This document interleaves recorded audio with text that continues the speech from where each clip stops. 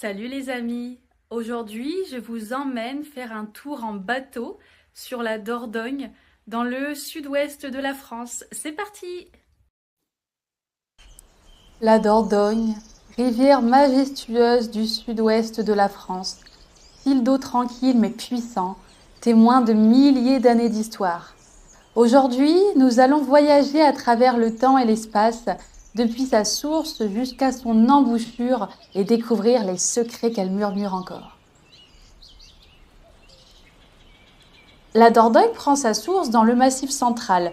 Au pied du puits de Sancy, où deux torrents, la Dor et la Dogne, se rejoignent pour donner naissance à cette rivière mythique. Dès ses premiers mètres, elle traverse des vallées verdoyantes, des forêts anciennes et des paysages de montagne, offrant déjà une beauté naturelle saisissante.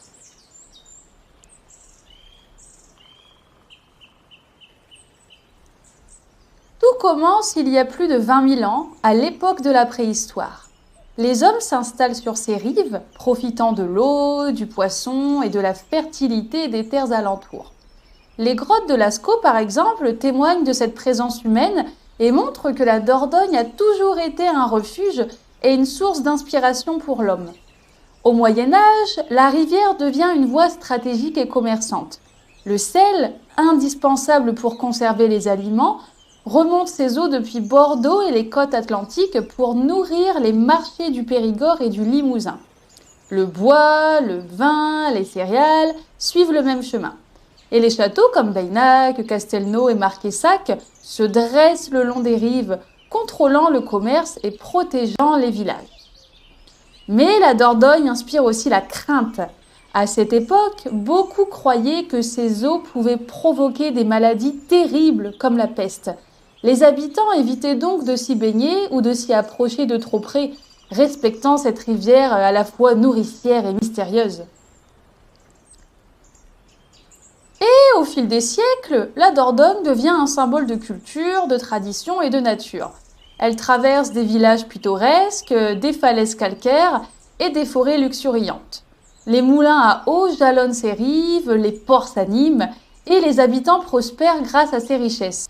Et aujourd'hui, elle est classée réserve de biosphère par l'UNESCO, abritant loutres, saumons et hérons dans ses vallées.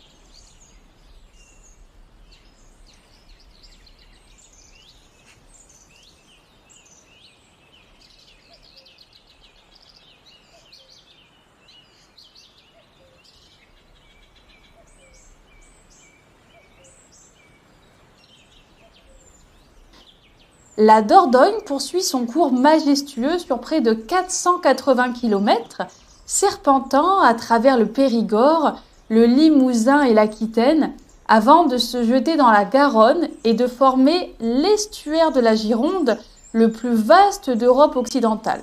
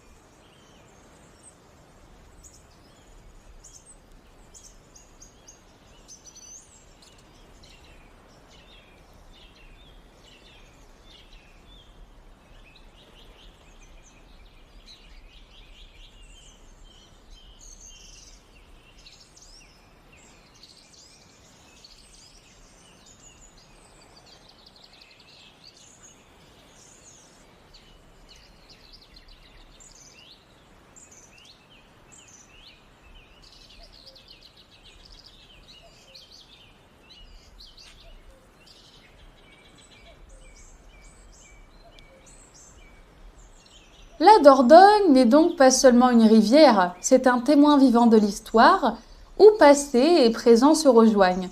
Elle raconte la vie des hommes, leurs peurs, leurs échanges et leurs créations.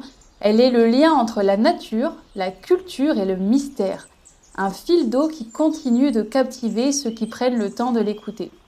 Alors, la prochaine fois que vous glisserez sur ces eaux ou que vous longerez ces rives, souvenez-vous, la Dordogne a vu naître les hommes, les a nourris, les a effrayés et continue de leur murmurer son histoire.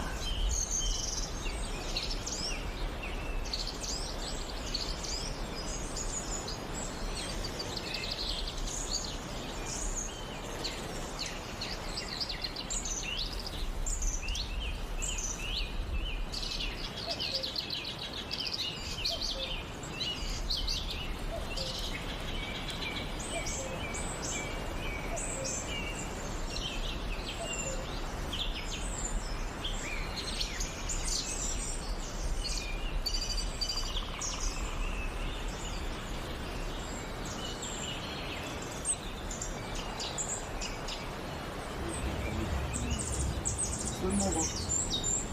Ici, c'est principalement des maisons secondaires, des gîtes et des locations. Ça rassure pas une location environ. Le pantalon est partout. L'eau peut monter, la falaise peut descendre. Les alcool, c'est tout dans la même journée, c'est vraiment la totale. C'est vraiment ça la particularité.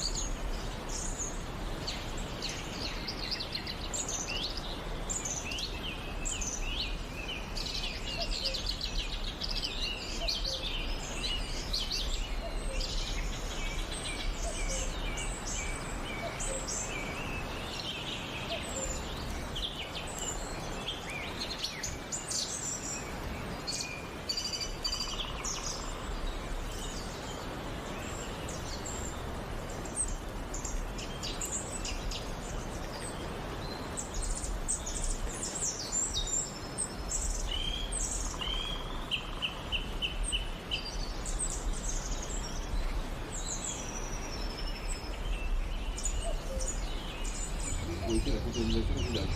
Les moines venaient soigner les malades, mais à l'époque de soigner les malades, c'est pour tremper les galons à la rivière. Ça sert à rien.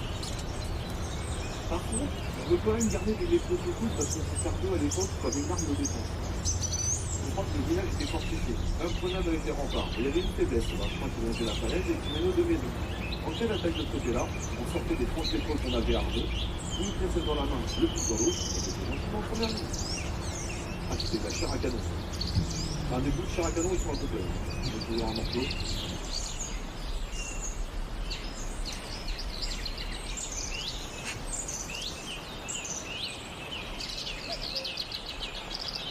Et voilà, c'est fini pour aujourd'hui. Alors, avez-vous apprécié la balade? Merci beaucoup d'avoir regardé la vidéo. Je vous souhaite une très belle journée et à très bientôt.